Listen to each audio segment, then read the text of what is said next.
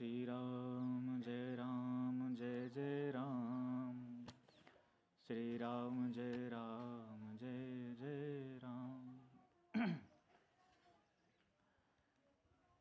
सर्वप्रथम आप सभी को अंग्रेजी नववर्ष की बहुत बहुत शुभकामना। ईश्वर करे श्री ठाकुर जी की कृपा से यह 2023 हमारे लिए, पूरे भारत के लिए, पूरे विश्व के लिए, समस्त मानव जाति के लिए मंगलमय हो, मंगलप्रद हो और सभी को अपने अपने लक्ष्यों की प्राप्ति इस नववर्ष में हो और सब श्री ठाकुर जी, श्री सीताराम जी के श्री चरणों में लगे रहें, उनसे वंचित ना हो। क्योंकि समाज में, दुनिया में, अपने निजी जीवन में हम सबको अपने जीवन के निर्वाह के लिए अर्थ की आवश्यकता पड़ती है, लेकिन भगवान को भूल के, भगवान को बिसर के किसी भी सुख की, किसी भी शांति की हम अपेक्षा करते हैं तो वो हमारा मूर्खतापूर्ण विचार या व्यवहार होगा। क्योंकि भगवान को भूल के हम कभी सुखी नहीं हो सकते हैं। गरुण जी महाराज से काकभूषण जी कहते हैं, निज अनुभव मैं कहूँ खगेशा, बिन हरि भजन न जाहि कलेसा। कि बिना भगवान के भजन के जीव के जो क्लेश हैं, क्लेश मतलब वो चाहे दैहिक हो, चाहे भौतिक हो, चाहे आध्यात्मिक हो, तीनों प्रकार के क्लेश जाते नहीं हैं बिना भगवान के भजन के। इसलिए भगवत भजन, भगवत स्मरण इस नए साल बना रहे, ताकि हमारा जो अंदर का के दोष हैं, अंदर का जो दुख है वो मिटता रहे। भगवान श्री सीताराम जी की महती कृपा और करुणा का ये फल है कि आज 1 जनवरी 2023 को हम भगवान के समक्ष कुछ ठाकुर जी के प्रेरणा से कहने का भाव आज जागृत हुआ है मन में, तो हम कुछ कहने का एक छोटा सा प्रयास कर रहे हैं। यद्यपि इस चैनल पर, भागवत गंगा चैनल पर आप सभी लोग जो जुड़े हुए हैं वो जानते हैं कि कथाओं से संबंधित जो वीडियोज़ वगैरह हैं वो पढ़ती रहती हैं, डालता रहता हूँ मैं अपने आए दिन कुछ ना कुछ भावों को, जो विचार ठाकुर जी की प्रेरणा से आते हैं उन सबको यूट्यूब के माध्यम से आप सबसे मैं शेयर करता रहता हूँ। तो आज फिर उसी प्रकार से एक भाव भगवान की कृपा से जगा है कि रामचरितमानस पर कुछ बोला जाए। और रामचरितमानस का तात्पर्य ये है कि जो मानस, रामचरित और मानस जो शब्द है ना, गोस्वामी जी ने बड़ी सूझबूझ से रखा है। किसके लिए रखा है? हम मनुष्यों के लिए, हम जीवों के लिए रखा है कि हम भगवान को, हम राम को समझ सकें। और राम को समझने के लिए हमें रामचरितमानस का सहारा लेना पड़ेगा। बिना रामचरितमानस के सहारा लिए हुए हम राम को समझें, जानें, संभव नहीं है। मैं सगुण नाम राम की बात करूं, चाहे निर्गुण राम की बात करूं, दोनों मानस जी की कृपा से समझ में आ जाते हैं। तो इसलिए कहते भी हैं कि गोस्वामी जी कहते हैं यह मानस, यह रामचरितमानस ये मेरी रचना नहीं है। बोले फिर किसकी रचना है? तो कहा ये तो भगवान शंकर की रचना है। कि रचि महेश निज मानस राखा, पाई सुसमय उमासन भाखा। ये भगवान शंकर की वाणी है। भगवान शंकर ने इसको रचा है और उन्होंने सुंदर समय पा करके अपनी अर्धांगिनी पराम्बा भगवती जगदम्बा श्री पार्वती मैया को सुनाया है ये राम कथा, यह रामचरितमानस को। तो गोस्वामी जी कहते हैं मैं इसका नाम क्या रख रहा हूँ? बोले जिस मानस को, जिस राम के चरित्र को भगवान शंकर ने अपने मन में रच के रखा था, उसी राम के चरित्र को मैं अपने व्यक्तों में, अपनी भाषा में व्यक्त करने का प्रयास कर रहा हूँ। इसलिए कह रहे हैं कि रामचरित मानस यही नामा, सुनत श्रवण पाई विश्रामा। रामचरित्र मानस में इसका नाम रख रहा हूँ। इसको जो जीव सुनेगा, श्रवण करेगा, वो विश्राम को प्राप्त होगा। किस विश्राम को प्राप्त होगा? बोले संसार के कर्मों को करने से जो थकावट आ जाती है जीव में, भगवान की जो संसार के भोगों को, संसार के विषयों को भोगते भोगते जो थक जाता है इंसान, उस थकावट से राहत प्रदान करने वाली भगवान की कथा है। इसलिए इस रामचरितमानस को जो सुनेंगे, उन्हें संसार से जो थके हुए हैं, संसार के कर्मों से, संसार के विषयों से जो थके हुए जीव हैं, उनको भोगते भोगते उनको यह परम विश्राम प्रदान करने वाली ये रामचरितमानस की कथा है। तो गोस्वामी जी ने लिखा क्या? बोले रामचरितमानस। मैं एक छोटी सी मूल बात कह रहा हूँ आप सबसे, क्योंकि हमारे धर्म में, सनातन धर्म में, जब भी किसी ग्रंथ का प्रारंभ हुआ है तो संशय से हुआ है। गीता जी में अर्जुन को विषाद हुआ तो भगवान ने उनको ज्ञान दिया। अच्छा, बात ये है कि क्या अर्जुन को विषाद है? और रामचरितमानस में प्रश्न जब करते हैं तो प्रश्नकर्ता प्रश्न तभी करता है जब उसको कोई शंका हो, जब उसको कोई चिंता हो। बिना किसी शंका के, बिना किसी चिंता के, बिना किसी संदेह के व्यक्ति प्रश्न नहीं करता है। तो प्रश्न कब किया? बोले याज्ञवल्क्य भरद्वाज मुनि बसहि प्रयागा, जिनहि रामपद अति अनुरागा। तो भरद्वाज मुनि प्रश्न करते हैं याज्ञवल्क्य जी से, कहते हैं प्रभु सोई राम की अपर को, जाहि जपत त्रिपुरारी, ज्ञानवान सर्वज्ञ तुम, कहूँ विवेक विचार। कहते हैं भगवान राम नाम का बड़ा प्रभाव है संसार में। ये वही राम है दशरथ जी के पुत्र जिसका प्रभाव है। ये वही राम है जिसको भगवान शंकर नित्य निरंतर भजते रहते हैं, या कोई अपर राम है, कोई और राम है? तो शंका किया है याज्ञवल्क्य जी ने, भरद्वाज जी ने, और याज्ञवल्क्य से पूछा है। संदेह हुआ तो प्रश्न हुआ, प्रश्न हुआ तो उत्तर मिला।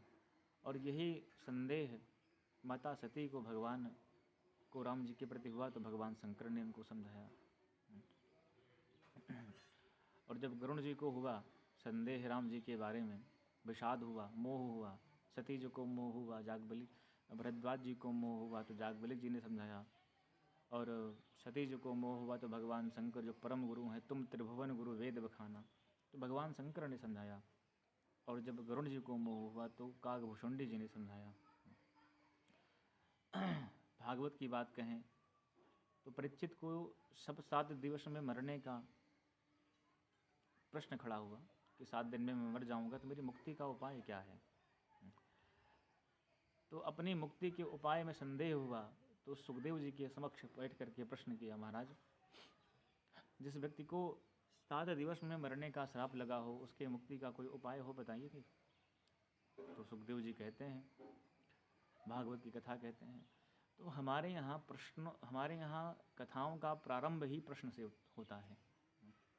यहाँ सौनक जी सूत जी से प्रश्न करते हैं, महाराज की कोई ऐसा दिव्य ग्रंथ बताइए जिसको सुनने मात्र से जीव का कल्याण हो जाए, जीव आवागमन से मुक्त हो जाए।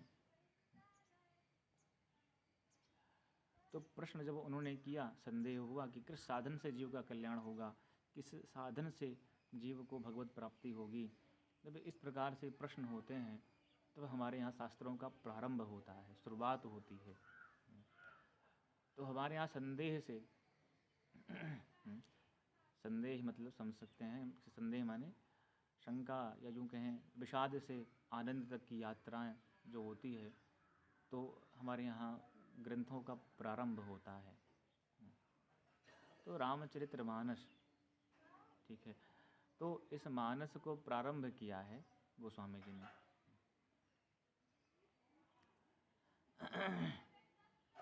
और संदेह उपस्थित कहाँ होते हैं? मन में होते हैं। अच्छा, प्रश्न भी इस प्रकार से करते हैं, लगता है सच में मूढ़ व्यक्ति हो, लेकिन वास्तव में वो होते नहीं हैं। वो अपने प्रश्न के द्वारा संसार को, समाज को सीख देना चाहते हैं कि ऐसा प्रश्न भविष्य में कोई व्यक्ति ना कर सके, इसलिए मैं वो प्रश्न आज यहाँ पे कर दे रहा हूँ ताकि उसका समाधान हमको मिल जाए। तो उसी प्रकार से गोस्वामी जी रामचरितमानस को लिख रहे हैं। क्यों लिख रहे हैं? कि राम के प्रति जितने संशय, जितने संदेह व्यक्ति के जीव के हृदय में आए, उन समस्त संशयों का जो निचोड़ है, जो उत्तर है, इस रामचरितमानस में लिखा हुआ है। दूसरी बात, राम को प्राप्त करना है, राम को समझना है, तो दो चीज़ें हमें अपनी शुद्ध करनी होंगी। बिना उन दो चीज़ों के शुद्धि के हम भगवान राम को न तो जान सकते हैं, न पहचान सकते हैं, न प्राप्त कर सकते हैं। तो वो दो चीज़ें कौन सी हैं? पहली चीज़ है मानस, और दूसरी चीज़ है चरित्र। जब तक मन निर्मल नहीं होगा, राम को प्राप्त करना है तो मन को निर्मल करना पड़ेगा। जब तक मन निर्मल नहीं होगा, जब तक मन पवित्र नहीं होगा, तब तक भगवान हमसे बहुत दूर है, बहुत दूर है। और मन यदि निर्मल हो जाएगा तो भगवान हमसे दूर नहीं है। कि कबीरा मन निर्मल भया, जैसे गंगा नीर। कबीरा मन निर्मल भया, जैसे गंगा नीर। और पाछे पाछे हरि फिरे, कहत कबीर कबीर। कहते हैं पाछे पाछे हरि फिरें, कहत कबीर कबीर। कबीरा मन निर्मल भया, जैसे गंगा नीर। ये गंगा के जल की तरह जब मन निर्मल हो जाएगा तो ठाकुर जी हमारे पीछे पीछे चलने लगेंगे। क्योंकि मन ही संसार में, समाज में बंधन और मोक्ष दोनों का कारण है। मनः एव मनुष्यानाम कारणं बंध मोक्षय, बद्धं तो विषयासक्तं, मुक्तं निर्विषयं मनः।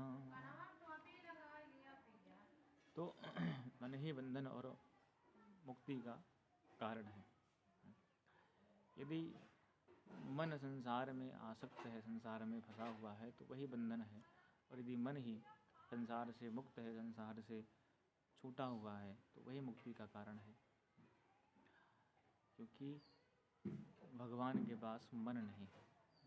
ठाकुर जी हमारा और आपका मन मांगते हैं, ना कि धन दौलत सुख संपदा। भगवान कहते हैं अपना मन हमें आप दे दीजिए तो हम आपको प्राप्त हो जाएंगे। इसलिए मन की को पवित्र करने की बात सदैव रही है। क्योंकि मन बड़ा पापी है और ये मन संसार में आज से नहीं लगा है, अनंत जन्मों से लगा हुआ है। अनंत योनियों से मन ने विषयों का भोग किया है संसार में। इसलिए भटकते भटकते किसी भगवान की कथा, भगवान का नाम सुहाता नहीं है। इसलिए इसको ज़बरदस्ती बड़जोरी ही भगवान के नाम में, भगवान की कथा में लगाना पड़ता है। तो लगते लगते लगते लगते जब नियम बनाएंगे भगवान की कथा को सुनाने का मन को, तो धीरे धीरे ये मन भगवान की ओर अग्रसर होगा, भगवान की कथाओं में, भगवान की प्रेम में लग जाएगा। इसलिए मन को शुद्ध करने का एक सरल उपाय सिर्फ इतना सा है कि भगवान के चरित्र को, भगवान के नाम को जितना सुना सकें, जितना कह सकें अपनी वाणी से, जिह्वा से, उतना ही मन ये निर्मल होता जाएगा। तो राम को प्राप्त करना है तो पहली सीढ़ी का नाम है मन। मन शुद्ध करना होगा, मन को पवित्र करना होगा, क्योंकि मन की पवित्रता के बिना भगवत प्राप्ति होना संभव नहीं है। क्योंकि आज के समय में हर व्यक्ति टेंशन में है, हर व्यक्ति परेशान है। यही कहता है कि भैया मन बड़ा खराब है, मन से हारे हुए हैं, मन ऐसा करता है, मन वैसा करता है। मन की स्थिति बड़ी विकट है। तो मन को ही सुधारने के लिए तो ये कथाएं होती हैं। ये मन ही दुरुस्त करने के लिए, बुद्धि ही दुरुस्त करने के लिए भगवान की कथा होती है, और कुछ नहीं। क्योंकि जिस प्रकार शरीर को पुष्ट करने के लिए भोजन की आवश्यकता होती है, उसी प्रकार हमें अपनी आत्मा को, अपने मन को, अपनी बुद्धि को पवित्र करने के लिए, शुद्ध करने के लिए, पुष्ट करने के लिए भगवान की कथा की, भगवान के नाम की आवश्यकता पड़ती है। इसलिए मन को पवित्र करने का एकमात्र साधन यही है, भगवत कथा। तो मन पवित्र हो, क्योंकि भैया यह मन ही इस मानव देह का सारथी है।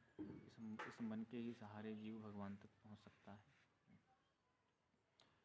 कि मन के हारे हार है, मन के जीते जीत, मन ही मिलावत राम सो, मन ही करत फजीत।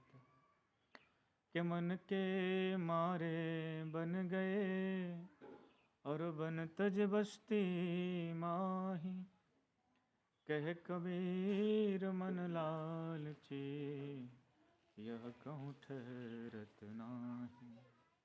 के मन की गति है अटपटी, झटपट लखही न कोई, जब मन की खटपट मिटही,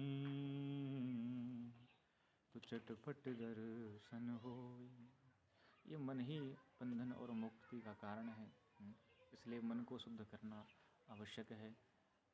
किसी दिन ऐसा हो जाए कि हम जैसे कहते हैं ना कि किसी जगह पर जाएं और वहाँ कोई बहुत प्रिय, बहुत प्यारा वस्तु, व्यक्ति दिख जाए और हमें देखने के बाद कहें कि भैया इतना सुंदर था कि उस व्यक्ति ने हमारा मन चुरा लिया। कि उस व्यक्ति के को देखने मात्र से हमारे मन की स्थिति बड़ी विकट हो गई। अब मन उसको देखे बिना लगता ही नहीं है। अब लगता है कि मन 24 घंटे उसी का चिंतन कर रहा है। उसी प्रकार से जब श्री ठाकुर जी की कृपा से यह मन भगवत कृपा से भगवान में किसी दिन आकृष्ट हो जाए, भगवान के चरणों में किसी दिन बस जाए, ऐसा हो जाए कि हम दर्शन करने श्री कनक भवन बिहारी के जाएं अयोध्या, और उनको देखने के बाद में ऐसा घर पर आएँ और चौंक के बोले, अरे ये क्या हुआ। लोग पूछे क्या हुआ, बोले मैं तो अपना मन भगवान श्री अवध बिहारी के चरणों में ही छोड़ाया। भैया सबसे बड़ा उपहार भगवान को आपके मन का है। आप नैवेद्य चढ़ाओ ना चढ़ाओ, आप भगवान का पूजन पाठ करो ना करो, धूप दीप आरती करो ना करो, लेकिन मन से एक बार से ठाकुर जी को प्रणाम कर लो, इतना पर्याप्त है। भगवान इतने से ही खुश हो जाते हैं, इतने से ही मंगल कर देते हैं जीव के सभी। इसलिए राम तक की यात्रा प्रारंभ करनी है तो पहले मन को शुद्ध करना होगा, और मन को शुद्ध करने का सरलतम साधन शास्त्रों ने बताया है। क्या बोले, भगवत कथा ही है। भगवान की कथा, भगवान का नाम ही मन को शुद्ध करने का एक सरलतम और सर्वश्रेष्ठ साधन है। क्योंकि जब तक भगवान की कथा नहीं मिलेगी, जब तक भगवान के नाम का स्मरण नहीं होगा, चिंतन नहीं होगा, तब तक ये मन शुद्ध हो जाए ऐसा संभव ही नहीं है। इसलिए मन को शुद्ध करने का सरलतम साधन यही है कि हम अपने श्री ठाकुर जी की कथाओं को जितना सुन सकें, जितना भगवान के नाम का कीर्तन कर सकें, स्मरण कर सकें, उतना ही हमारा ये मन शुद्ध और पवित्र होता जाएगा। भगवान का नाम एक साबुन की तरह काम करता है हमारे मन पर।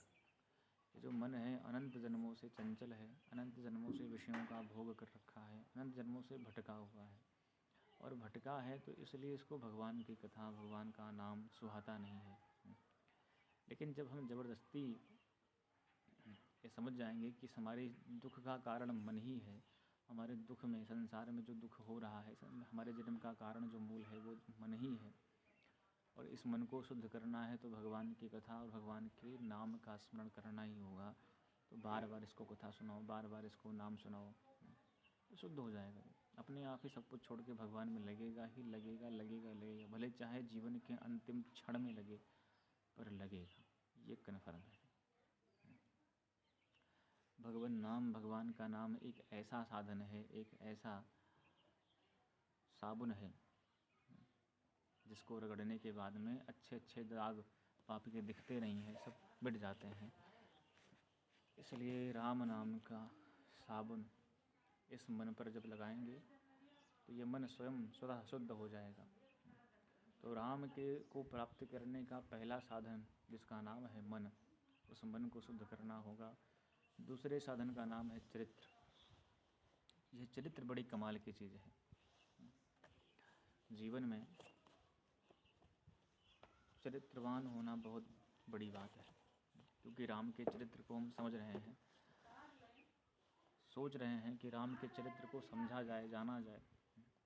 तो उस चरित्र को समझने के लिए हमें अपने चरित्र को निर्मल करना होगा, अपने चरित्र को शुद्ध करना होगा, अपने चरित्र में सत्यता लानी पड़ेगी, अपने चरित्र में पवित्रता लानी पड़ेगी। और वो कब आएगी?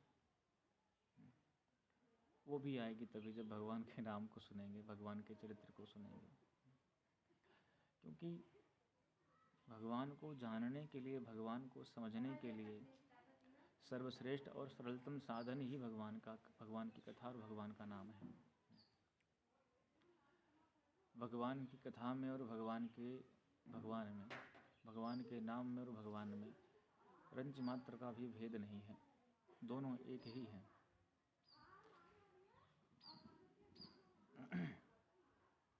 क्योंकि जो भगवान है वही भगवान का नाम है, जो भगवान है वही भगवान की कथा है। तो हम भगवान को तो देख नहीं सकते हैं, न भगवान को हम पकड़ सकते हैं, लेकिन भगवान की कथा और भगवान के नाम को हम पकड़ सकते हैं। इसलिए इस मन को पवित्र और पुनीत करने का सरलतम साधन सिर्फ दो ही है, नाम और कथा। उसी प्रकार यह चरित्र को भी पावन और निर्मल करने का भी दो ही साधन है, नाम और कथा। क्योंकि भगवान के चरित्र को जानने के लिए हमें अपने चरित्र को शुद्ध करना होगा। और आज समाज में, संसार में सबसे बड़ी विडंबना यही है कि लोग पैसे कमाने के लिए अपने बच्चों को महंगे से महंगे स्कूल में, महंगी से महंगी ट्यूशन में डालते हैं, लेकिन उनके चरित्र निर्माण के लिए कोई साधन, कोई प्रयोजन नहीं करते हैं। उनका चरित्र निर्माण कैसे हो, उनके चरित्र की रक्षा कैसे हो। हम संसार में, समाज में देखा देखी कि फला व्यक्ति अपने बच्चों के लिए इतना कुछ कर रहा है तो हम भी इतना करें। तो देखा देखी व्यक्ति अपने बच्चों के लिए उन समस्त कामों को करना चाहिए। माता पिता है, फ़र्ज़ बनता है भाई करने का, तो करता है। लेकिन जितना हम अपने बच्चे को पढ़ने, अंग्रेज़ी मीडियम में इंग्लिश सिखाने में आगे रहते हैं, जितना उसको अंग्रेज़ी के टेबल, पोएम याद कराने में आगे रहते हैं, उतना ही आगे हम उसके चरित्र निर्माण के लिए भी रहें। क्योंकि आजकल जो विद्यालय हैं, जो कॉन्वेंट स्कूल हैं, वो पढ़ाते, शिक्षा तो कैसे देते हैं मुझे नहीं पता है, पर चरित्र निर्माण भारत के बच्चे का हो, इसके लिए कोई प्रयत्न नहीं करते हैं, कुछ भी नहीं करते हैं। तो मूल बात यही है कि भारत के प्रत्येक शिष्य का, प्रत्येक युवा का, प्रत्येक बच्चे का यदि कुछ निर्माण ही करना है तो चरित्र निर्माण हो। क्योंकि भारत राष्ट्र गुरु था, है और रहेगा, लेकिन भारत की ओर दुनिया आज भी बड़े गौरव के साथ देखती है। तो उस भारत की शिक्षा प्रणाली को भी ऐसा चाहिए कि जो शिक्षक गण हैं अपने शिष्यों को एक आदर्श चरित्रवान व्यक्तित्व प्रदान करें। क्योंकि मनुष्य जीवन या मानव की पहचान उसके कपड़ों से या उसकी स्टडी से या उसके डिग्रियों से नहीं होती है। मनुष्य की पहचान उसके चरित्र से होती है, उसकी वाणी से होती है, उसके स्वभाव से होती है, उसके गुण ढंग से होती है। हम कितने पढ़े लिखे हैं ये महत्वपूर्ण नहीं रखता है, हमारा चरित्र कैसा है महत्वपूर्ण ये रखता है। कितने लोग ऐसे हैं, पढ़े लिखे बहुत हैं, पर बोलने का शौर नहीं है, बोलने के नाम पर शून्य बटा सन्नाटा है। कितने लोग ऐसे हैं जो अनपढ़ हैं, अपना नाम तक नहीं लिख पाते हैं, लेकिन बोलने लगेंगे तो हजारों लोग, करोड़ों लोग बड़े प्रेम से सुनते हैं। उसका प्रमाण ये रामचरितमानस है।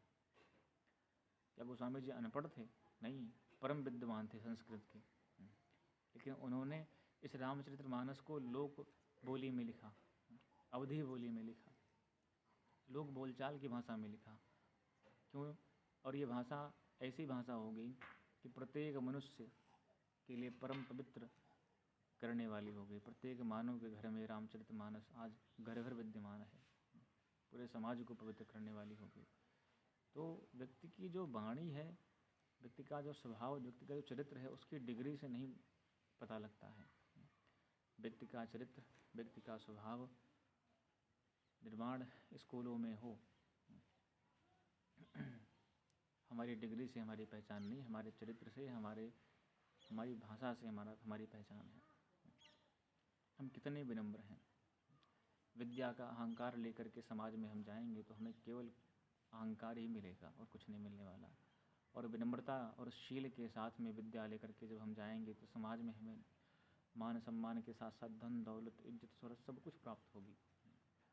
तो आज के टाइम में प्रत्येक माता पिता को चाहिए कि अपने बच्चे के चरित्र निर्माण के लिए कुछ ना कुछ करना चाहिए। उसको ऐसा करना चाहिए कि हमारा बच्चा, हमारा बालक पढ़े भले कम, पर उसका चरित्र ऐसा हो कि उस चरित्र के बल पर ही समाज में ऐसे कर्मों को करे जिस कर्म से सारा विश्व, सारा समाज आनंदित हो।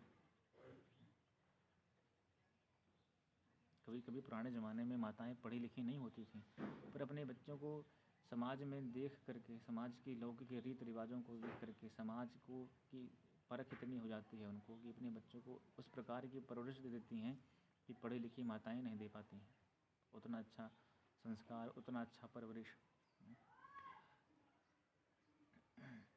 क्योंकि बालक के, बच्चे के चरित्र निर्माण में सर्वाधिक योगदान किसी व्यक्ति का यदि होता है तो वो है माता।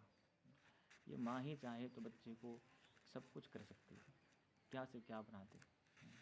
इसलिए माता ही बच्चे के चरित्र निर्माण में, बच्चे को किस क्षेत्र में जाना है, बच्चे को कहाँ लगाना है, ये माँ तय करती है। ये माँ उसके व्यक्तित्व में, उसके चरित्र में, उसके जीवन में डाल देती है कि बेटा तुझे इस क्षेत्र में कर्म करना है। भगवान राम का जीवन पूरा इसी तरीके से रहा है। वो मर्यादा में रहे हैं, अपने चरित्र के अनुसार जीवन उन्होंने जिया है। और जीव को चरित्र सीखनी है, चरित्र में रहना है, चरित्र किस प्रकार उज्जवल होना चाहिए, उन सब में रहना है। तो व्यक्ति को मर्यादा की जंजीर में कस के रहना पड़ेगा, खुद को बांध के रखना पड़ेगा। इसलिए चरित्र निर्माण बहुत महत्वपूर्ण है। और भगवान राम की यह कथा हमें हमारे मन और चरित्र दोनों को शुद्ध करने की शिक्षा देती है। इसलिए जब मन निर्मल होगा, चरित्र उज्जवल होगा, तो भगवान राम हमसे दूर थोड़ी हैं। भगवान राम तुम्हारे हृदय में हैं, बसे हुए हैं कि ईश्वरः सर्वभूतानां हृद्देशेऽर्जुन तिष्ठति भ्रामयन् सर्वभूतानि यंत्रारूढ़ानि मायया। वो ईश्वर तो प्रत्येक जीव के हृदय में बैठा हुआ है। अच प्रभु हृदय बशत अस प्रभु हृदय अछत अभिकारी सकल जीव जग दीन दुखारी। भगवान तो हृदय में बैठे हुए हैं, लेकिन जीव दुखी है, दुखारी है। क्यों? क्योंकि माया के कारण भगवान को वो देख नहीं पाता है, समझ नहीं पाता है। तो आज मूल बात सिर्फ इतनी ही थी कि भारत का जो मनुष्य है, भारत का जो जीव है, भारत का जो व्यक्ति है, वो चाहे हिंदू हो, मुसलमान हो, सिख हो, ईसाई हो, बुद्ध हो, जैन हो, पारसी हो, अरबी हो, जो भी हो, उन सब को अपने मन को निर्मल करना चाहिए। और मैंने कहा ना, ये कथाएं जो हिंदू सनातन धर्म की हैं, ये किसी धर्म विशेष के लिए नहीं है। ये केवल रामचरितमानस की कथा है तो केवल हिंदू ही सुने, मुस्लिम ना सुने, सिख ना सुने, ईसाई ना सुने, सब सुने। जिसको जो लगता है कि मेरे मतलब की चीज़ है उसको निकाल ले। क्योंकि भगवान का जो चरित्र है वो सबके लिए मंगलप्रद है। मंगल करणी कलिमल हरणी तुलसी कथा रघुनाथ की, भगवान की जो कथा है वो कलियुग के मलों को नष्ट करने वाली है, इसलिए मंगल करने वाली है, इसलिए सबका कल्याण करने वाली है। श्री ठाकुर जी की कृपा सदैव बनी रहे। यह नववर्ष सभी के लिए मंगलमय हो। राम, जब हमारा मन निर्मल हो जाए, चरित्र उज्जवल हो जाए, तो भगवान राम हमसे दूर नहीं हैं। इसलिए इस रामचरितमानस को सुनने से पहले, पढ़ने से पहले भगवान से प्रार्थना कर लें कि प्रभु, अब मैं इसको उठा तो रहा हूँ पढ़ने के लिए, कहने के लिए, पर आप इतनी कृपा करना कि हमारा चरित्र, हमारा मन दोनों शुद्ध हो जाए, दोनों निर्मल हो जाए और हम आपके लायक बन जाएं। ऐसी कृपा करना भगवान। तो 2023 का नववर्ष सबके लिए मंगलमय हो, सबके लिए मंगलप्रद हो। इसी आशा और प्रार्थना के साथ भगवान से मैं अपनी वाणी को यहीं पर विराम देता हूँ। भागवत गंगा चैनल को जो लोग भी सुने, श्रवण करें, उसको वीडियो को अधिक से अधिक शेयर करें और चैनल जहाँ तक हो सके सब्सक्राइब करवाएं लोगों से शेयर करके। और कुछ कृपा करें ठाकुर जी, हमें भी कुछ कहने का अवसर मिले, कहीं मानस के 9 दिवसीय या 7 दिवसीय भागवत की कथा को कहने का अवसर मिले, तो विशेष विस्तार रूप से भगवान के चरित्रों को, भगवान की कथाओं को कहने का अवसर प्रदान हो। यद्यपि ठाकुर जी कब कृपा करेंगे तो मुझे भी नहीं पता है, पर ये 2023 हमारे लिए, आप सब के लिए, पूरे विश्व के लिए मंगलप्रद हो, सबसे बढ़िया हो और सब में प्रेम हो। पूरे समाज में कहीं भी उद्विग्नता ना आए, लोग एक दूसरे के दुश्मन ना हों, सबसे प्रेम पूर्वक रहें। बस इसी बात और कामना के साथ आप सबको मेरा जय सिया राम, जय श्री कृष्ण।